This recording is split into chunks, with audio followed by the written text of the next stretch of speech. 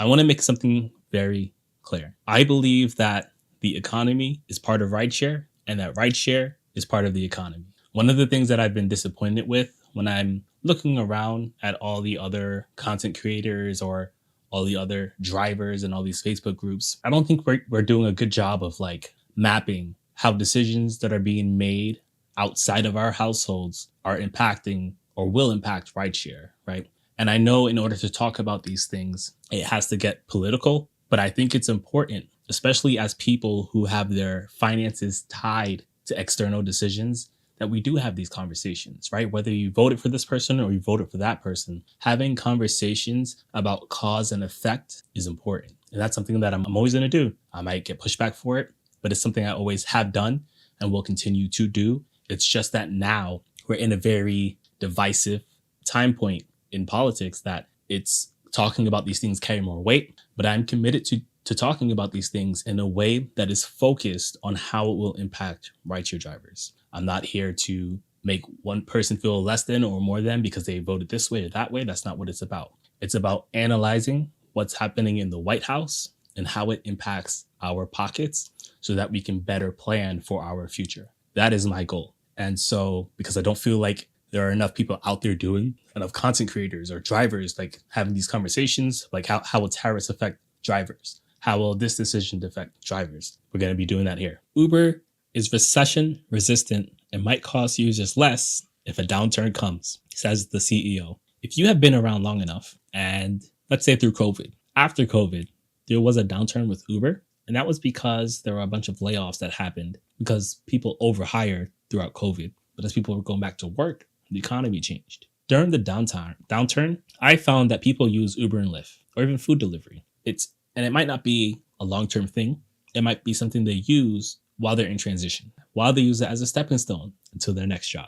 And I think I've experienced that about twice, where I've kind of seen the economy slump a little, and then it's a little more oversaturated. So when the CEO of Uber is saying that Uber is recession resistant, he's referring to for the company and for the customers, not for the drivers. It is harder to make money when unemployment increases. So let's read this article and see what our lovely CEO has to say. Your ride to the airport on Friday night dinner delivered through Uber might cost less if an economic downturn arrives, according to its CEO. If the economy enters a recession, more people could sign up to drive and deliver for Uber, the CEO said. If there is more unemployment, the cost of Uber will come down because to some extent, the cost of labor comes down. Dara said that Uber tends to be recession resistant since many people still want groceries, restaurant delivery, rides around town, and other everyday use cases, even if they cut back spending in other areas. And I found that to be true.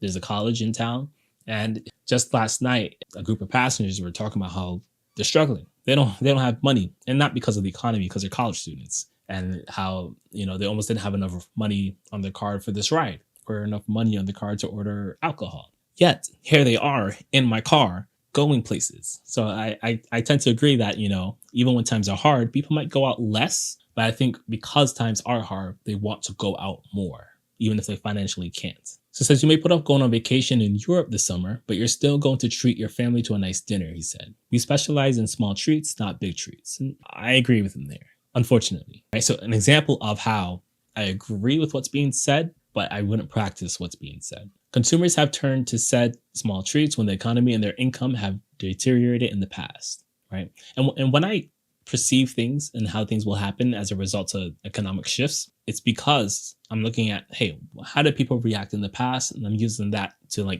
create a vision of the future. Listed sales, for instance, rose during the 2001 recession as some shoppers looked to make up as an affordable luxury, even as they avoided larger purchases. Economists, executives, and others worried that a recession could be sparked this year by President Donald Trump's tariffs. Many retailers and consumer brands have said that they will pass the cost of the tariffs to shoppers, leading to higher prices on store shelves and online after years of post-pandemic inflation. While shoppers pulled back spending in many areas last year, many did keep paying to have what they bought delivered through services including DoorDash, Instacart, and Uber Eats, earning reports at the time showed. And that's true. A lot of people, and there are other factors that need to be considered, but generally speaking, this is true. Getting work on Uber and other gig apps might not be as easy for laid-off workers and others in a recession, though.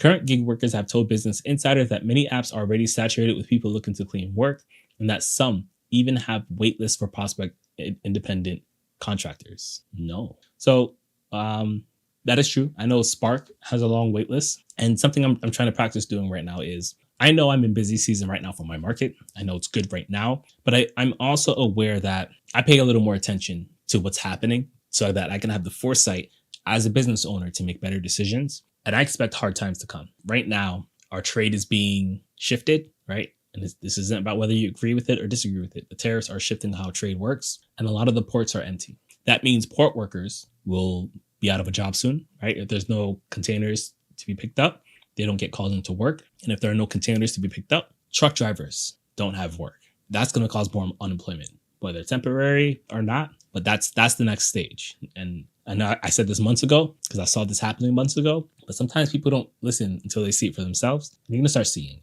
It's going to be super obvious. Right now, something I'm doing is I'm just stacking money. I'm trying to force myself to work when I don't need to work because I don't know what the future will look like. And I'd rather have too much money than not enough, right? And I'm always trying to encourage you guys to pay off your debts, save some money, and start looking for your exit route, because it takes a long time to transition from something else to something else. And even though that's been the message I've always tried to spread for years now since I've started my YouTube channel, I never thought, or how can I best say this? When I was giving you advice on the aspect that it takes a long time to transition, that was under the guise of self-driving cars are coming for us. It's getting harder to make money, right? I didn't think a president would come in and make decisions that didn't have to be made that is going to have like a direct impact on that. So it's just whatever I was telling you to prepare for, I feel like you need to go harder to prepare for it now, even if it's just to be safe, right?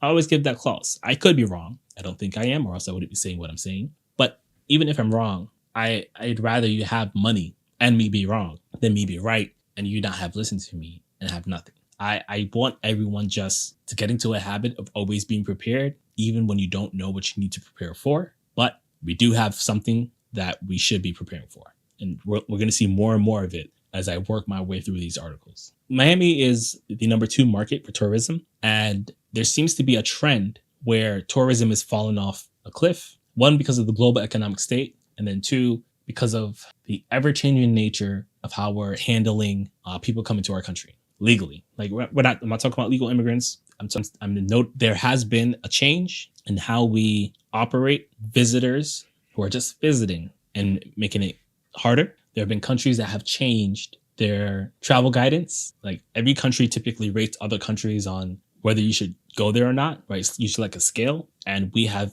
received not favorable guidance from other countries. So Black Card Trent says, it's been absolutely devastating to this market over the last month. Me and my buddy talk about it daily. I've never seen anything like it in my 4 years of driving here. It literally was like a switch was flipped on. I don't understand if they're giving it to the first person hit or if they're giving it to whatever. I just don't understand the method to the madness. My buddy has an 88% acceptance rate, and it doesn't matter. He's not getting anything. I have a 34% acceptance rate. I tried to be the first person. Most of the time, I can't even get it on my screen. It's already gone. We are playing into some conspiracies that is actually trying to get us to bump ourselves down to comfort and get off of Premier only. One thing it has done is condition us to not even look at the trip, just hit accept because you don't have time to look at it. So someone says, Trump destroyed tourism down here. For example, a lot of foreigners used to be able to stay here up to 6 months, but it has changed to 30 days without fingerprints in the forms. So they've made it, they're adding extra steps if you want to stay here for a longer period of time. And that might turn people off from coming, period. I'm talking tourists that spend money, not migrants. Usually they return before or after this weekend. Usually there is a mass exodus of snowbirds that happened about the end of March because of all people being stopped at customs. So Black Card Trent response says, I never really thought of that. It did seem like a lot of people left early. I don't think we get as many tourists up here in Palm Beach as you do now. There are even a lot of snowbirds started leaving earlier this year. I have about 300 clients, and I would say a third. And Michelle King says, same in Arizona. It has not been normal at all. So these are anecdotal, but there is like actual information that we can pair with this. And I'm going to look for it right now. I don't even think I have it in my notes. Let's see. Ooh, so this is one for Vegas, which is somewhere I'm interested in living. So when it comes to like analyzing trends, my go-to has been, where do these trends show up first? And then deciding, do I expect these trends to continue elsewhere? Right? So That was a trend for Miami, which does have a lot of tourists. But another place which has a lot of tourism is Vegas. And Vegas seems to be having a similar issue. And this is worrisome for me because this is somewhere I'm planning on living, right? And so this article says, Las Vegas is a big city because of tourism. However, lately, the driving force behind our economy has been slowing down. The latest tourism numbers from the Las Vegas Convention and Visitors Authority are showing declines across the board. The big number we're looking at is a 7.8% drop in the overall visitors to Vegas. Las Vegas airport traffic is down 4%, and gaming wins are down by 1.75% in Clark County. Interestingly, all of those gaming revenue losses are on the Strip. Everywhere else in the valley, like downtown, North Las Vegas, and Boulder Strip, are seeing revenues increase. Another notable piece of the report is that the convention attendance is up by 10%. That's helped a lot by a huge healthcare conference just held here as part of a rotation of cities, which means we won't be getting that bump next year. A lot of our visitors are here for conventions, meaning they're all here for work. That makes up 15% of all visitors. Since that is where we saw the only increase over the last year, it means the share people actually choosing to come to Vegas to visit outside of work is even lower than you might think when looking at the 8% decrease. In its summary, the report LVCVA specifically points out President Donald Trump's tariffs as part of the reason why this past March was slower than last year. An example of that many are noticing across the valley is fewer Canadian visiting. And I saw another article like this. I don't have it on my list, but Boston Tourism Canada. Let's go to news. So, I'll just read some of the headlines that are just popping up. Boston was expecting record internal tourism in 2025. That's now been derailed. As Canadian tourism plummets, Vermont braces for slow summer season on Lake Champlain. Boston braces for economic hit as Canadian visitors reconsider travel plans. And of course, I think it's important to actually look at the articles because headlines could be deceiving. You can write a headline with that without having any substantial stats to back it up. So let's look at what they're saying. The local tourism industry was gearing up for a banner 2025. The year international travel was expected to surpass pre-COVID records. That's good. It means we had some return to normalcy. But as President Trump marks Liberation Day, today those record-setting expectations have gone by the wayside. As Amy Stockwell reports, local travel experts say Trump's promise to put tariffs on or even annex countries that are not only the United States' top allies, but also key tourism markets have led to a drop in projected 2025 international travel to Boston, especially from Canada. Now, again, I'm not going to sit here and say what's wrong or what's right. You can have your own opinion on that. That's not what this show is for. This show is cause and effect. If tourism is down, how does that affect rideshare? By the numbers, overall, Boston attracts about 20 million visitors a year. Roughly 3 million are international, including what was expected to be a record 860,000 Canadians in 2025, according to Meet Boston, the region's tourism bureau. However, Meet Boston spokesperson Dave O'Donnell says they're lowering those estimates based on travel data and conversations with partners in the tourism industry. International visits to the U.S. are now expected to drop 10%, 9.4%. in 2025.